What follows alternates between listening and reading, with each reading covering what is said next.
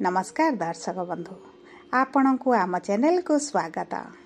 पवित्र मिथुन संक्रांति बा रज संक्रांति उपलक्षे समस्त वृष राशि व्यक्ति विशेष मानकु अनेक अनेक शुभेच्छा और शुभकामना। आपणकर जदि वृष राशि होइथाए तेबे ही भिडियोटी को थरे मात्र शेष पर्यंत देखंतु। निजर व्यस्त बहुल समय मध्यरु मात्र 10 मिनिट समय आपण निज पई दियंतु, कहीं ना आमर आजिर एही कार्यक्रमटी समस्त वृष राशि व्यक्ति विशेषक पई बहुत गुरुत्वपूर्ण रही। कहीं गुरुत्वपूर्ण रही आपण भिडियोटी शेष पर्यंत देखिले निश्चित भावरे जानि परिबे। देखंतु आपणक वृष राशि रे एही मिथुन संक्रांति बा रज संक्रांति दिन सूर्य आसिबे द्वितीय भाव को, जेउठारे गुरु एवं बुधंक सहित विराजमान करिवे एवं सूर्यंकर एही गोचर क्षणी गुरु एवं बुध होइजिबे अस्त, जहा फलरे आपणक जीवन रे बड़ परिवर्तन हेबाकु जाउछि एवं एही दुईटी प्रमुख ग्रहंकर अस्त हेबाटी आपण को किभଳି फल देउछि ताहा सबुठारु गुरुत्वपूर्ण। आपण को शुभ फल देव ना अशुभ फल देव ताहा जानिबा पई आम सह भिडियोर शेष पर्यंत जोड़ी होई रुहंतु। ता सहित देखंतु दर्शक बंधु, एही जून मासरे बुध एवं मंगल करिसंती परिवर्तन निजर राशि रे एवं चलन रे, एवं जहा द्वारा आपणक जीवन रे मध्य बहुत बड़ परिवर्तन हेबाकु जाउछि। तेबे आसंतु जानिबा एही मिथुन संक्रांति बा रज संक्रांति ठारू आपणक जीवन रे कौन सबु बड़ परिवर्तन हेबाकु जाउछि। किंतु भिडियोटी आरंभ करिबा पूर्वरु जदि आपणकर भी वृष राशि होइथाए एवं आपण भी ईश्वर को आंतरिक भक्ति एवं विश्वास करंती तेबे भिडियोटी को लाइक करंतु। कमेंट बॉक्स रे जय जगन्नाथ जय मां लक्ष्मी अवश्य लिखि दियंतु। ता सहित आपणक मन रे जहा भी प्रश्न रही जहा भी द्वंद्व रही आपण कमेंट बॉक्स रे लिखि जणांतु। आमे आपणक प्रश्नर उत्तर देबा पई यथा संभव प्रयास करिबो। देखंतु विलंब हेले मध्य आपणक प्रश्नर आमे निश्चित उत्तर देबो। ता सहित दर्शक बंधु जानि रखंतु जे भिडियोर मध्य भाग रे आम सह जोगाजोग करिबा पई एक व्हाट्सएप नंबर टिए दिया जाइछि। जो नंबर साहाय्य रे आपण आम सह जोगाजोग करी निजर कुंडली विश्लेषण कराई पारंती, नूतन कुंडली प्रस्तुत कराई पारंती, किंबा आपणकर प्रेम संपर्क विवाह चाकरी व्यवसाय को नहीं जदि किछि समस्या रही ताहार सहज समाधान करि पारंती एवं आपण विवाह पई कुंडली मेलक मध्य कराई पारंती। तेबे आपणकर एही सब समस्या दूर करिबा पई आपण आम सह शेष पर्यंत जोड़ी होई रुहंतु एवं व्हाट्सएप नंबर माध्यम रे आम सह जोगाजोग करंतु। एबे चलंतु जानिबा आपणक राशि रे एही मिथुन संक्रांति बा रज संक्रांति ठारू नवग्रहंकर स्थितिटी किभଳି रहुची। देखंतु आपणक प्रथम गृह रे बुध एवं सूर्य विराजमान करिसंती, द्वितीय गृह रे देवगुरु बृहस्पति, तृतीय गृह रे मंगल, चतुर्थ गृह रे केतु, दशम गृह रे राहु, एकादश गृह रे शनि एवं द्वादश गृह रे शुक्र विराजमान करिसंती, जहा फल रे सेही गृह गुड़िक अधिक प्रभावित हेबो।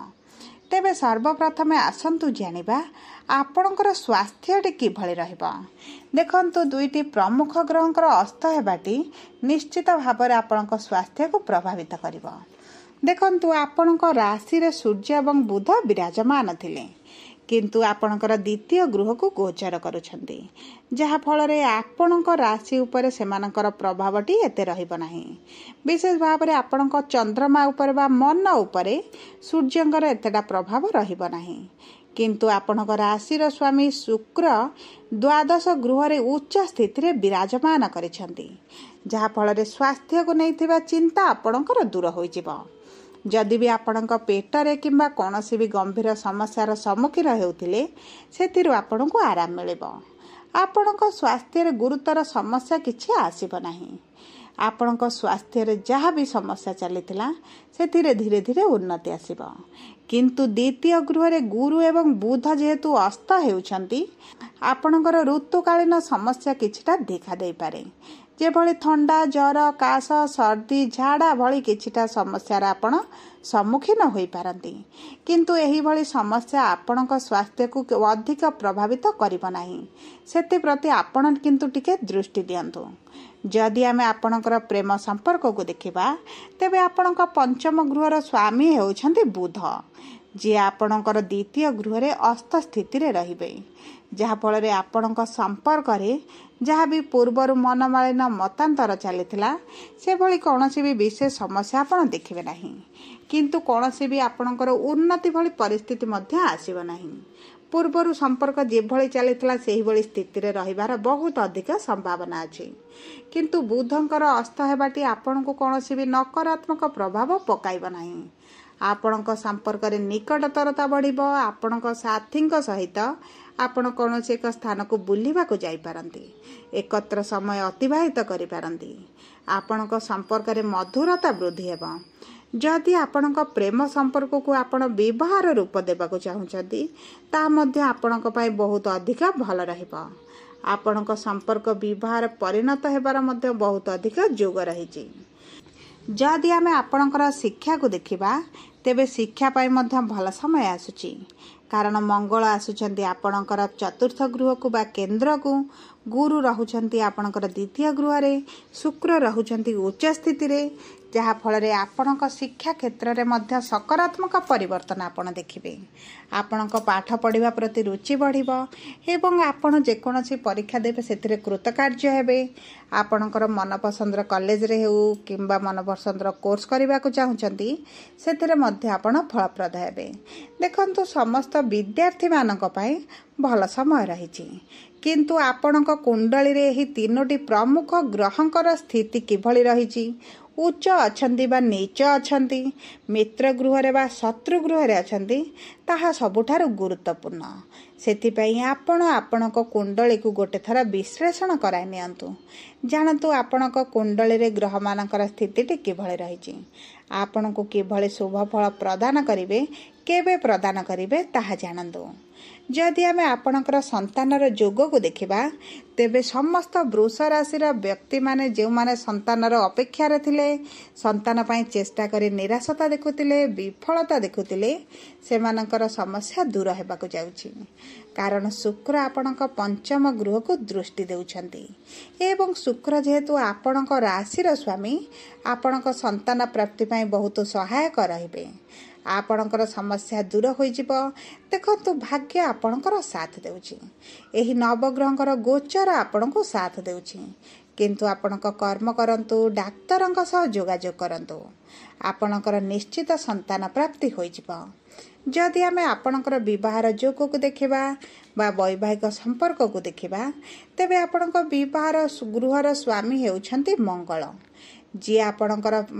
ଯିଏ ଆପଣଙ୍କର ଚତୁର୍ଥ ଗୃହକୁ ଗୋଚର କରୁଛନ୍ତି। ଯାହାଫଳରେ ଆପଣଙ୍କର ବିବାହରେ ଯାହା ବି ପୂର୍ବରୁ ସମସ୍ୟା ଥିଲା, ତାହା ଦୂର ହୋଇଯିବ। ଆପଣଙ୍କର ବିବାହ ହେବାର ବହୁତ ଅଧିକ ସମ୍ଭାବନା ରହିଛି। ଆଉ ଯେଉଁ ବ୍ୟକ୍ତିମାନେ ବିବାହର ଯୋଜନାରେ ଥିଲେ, ବିବାହ ଠିକ୍ ହୋଇପାରୁନଥିଲା କିମ୍ବା ବିବାହ ଶେଷ ମୁହୂର୍ତ୍ତରେ ଭାଙ୍ଗି ଯାଉଥିଲା, ତେବେ ଏହିଭଳି ସମସ୍ୟା ଆପଣଙ୍କର ରହିବ ନାହିଁ। ଆପଣଙ୍କର ବିବାହ ଯଦି ପେଣ୍ଡିଂ ରହିଛି, ତାହା ମଧ୍ୟ ହୋଇପାରେ, କିମ୍ବା ଆପଣଙ୍କ ବିବାହ ଫିକ୍ସ ହୋଇପାରେ, କିମ୍ବା ଆପଣଙ୍କ ଗୃହରେ ମାଙ୍ଗଳିକ କାର୍ଯ୍ୟକ୍ରମ ମଧ୍ୟ ହୋଇପାରେ। ଯଦି ଆମେ ଆପଣଙ୍କ ବୈବାହିକ ସମ୍ପର୍କକୁ ଦେଖିବା, ତେବେ ବୈବାହିକ ସମ୍ପର୍କରେ ମଧୁରତା ଫେରିବ। ପତି ପତ୍ନୀଙ୍କ ମଧ୍ୟରେ ନିକଟତରତା ବଢ଼ିବ, ବୁଝାମଣାଟି ବଢ଼ିବ। ଆପଣଙ୍କ ସାଥୀ ଆପଣଙ୍କୁ ସମ୍ମାନ ଦେବେ। ଏକତ୍ର ନିଷ୍ପତ୍ତି ନେଇ ଆପଣ ଯେକୌଣସି କାର୍ଯ୍ୟ କରିବା ଆରମ୍ଭ କରିବେ ଏବଂ ଆପଣଙ୍କର ଏହି ଏକତ୍ର ହେବାଟି ଆପଣଙ୍କ ଶତ୍ରୁମାନଙ୍କୁ ମଧ୍ୟ ବୃଦ୍ଧି କରିପାରେ। ଭ୍ରମଣରେ ମଧ୍ୟ ଯାଇପାରନ୍ତି।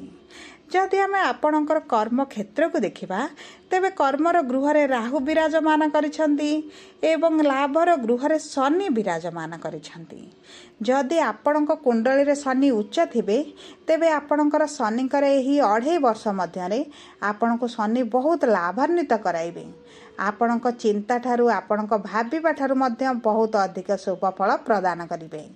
ता सहित देखंतु राहु आपणक कर्मर गृह विराजमान करी आपणको चालाक चतुर बुद्धिमान बनाइबे। तो जल्दी सहजरे आपणक कर्म क्षेत्र थिबा असुविधा गुड़िक ह्रास कराइबे। आपणकर सकारात्मक परिवर्तन देखिबे। आपण जदि ऑनलाइन काम करूछन्ते सेथिरे आपणको बहुत अधिक सफलता मिलिबो। आपणकर दरमा वृद्धि होई पारे, इनकम रे वृद्धि होई पारे, किंबा आपणकर उच्च अधिकारी माने हुअन्तु, आपणक सहकर्मी माने हुअन्तु, आपणक पई लाभदायक रहिबे। साहाय्यर मनोवृत्ति रखिबे। देखंतु जदि आपण व्यवसाय करूछन्ते आपणक व्यवसाय रे परिश्रम कम होई जिवो। आपणकर धन आमदानीटी बढ़ी जिवो। जहा हेउची वृष राशि रा व्यक्ति मानक पई लाभान्वित समय। एही समय रे आपण जेकोनोसी व्यवसाय करंतु आपण सेथिरे फलप्रद हेबे। आपणकर आय बढ़िबो, आपणको आयर नूतन स्रोत मिल जिवो एवं आपणक परिवार लोकंकर संपूर्ण सहयोग एवं समर्थन रहिबो। समाज रे आपणक व्यवसाय को नहीं आपण नूतन परिचय सृष्टि करिवे।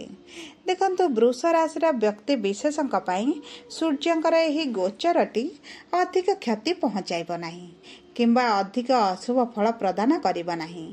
किंतु आपणकर जहाँ भी अशुभत्व रही ताहा दूर करिबा पई आपण शुक्रंकर बीज मंत्र जप करंतु। आपण प्रतिदिन सूर्य को जल अर्पण करंतु। सबुज वस्त्र व्यवहार करिबा पई चेष्टा करंतु। गाय को किछि चारा खाइबा को दियंतु। यह आपण को बहुत अधिक शुभ फल प्रदान करिबो। जदि आपणकर वृष राशि होई थाए वीडियोटी किबळी लागिला कमेंट बॉक्स रे लिखि जणांतु। जदि प्रथम थर आम चैनल को आसिचंती चैनल टी को सब्सक्राइब करंतु। पाखरे थिबा बेल आइकन को प्रेस करंतु। जदि आम सह जोगाजोग करिबा पई चाहुचंती तेबे वीडियो रे दिया जायथिबा व्हाट्सएप नंबर माध्यम रे आम सह जोगाजोग करंतु। धन्यवाद।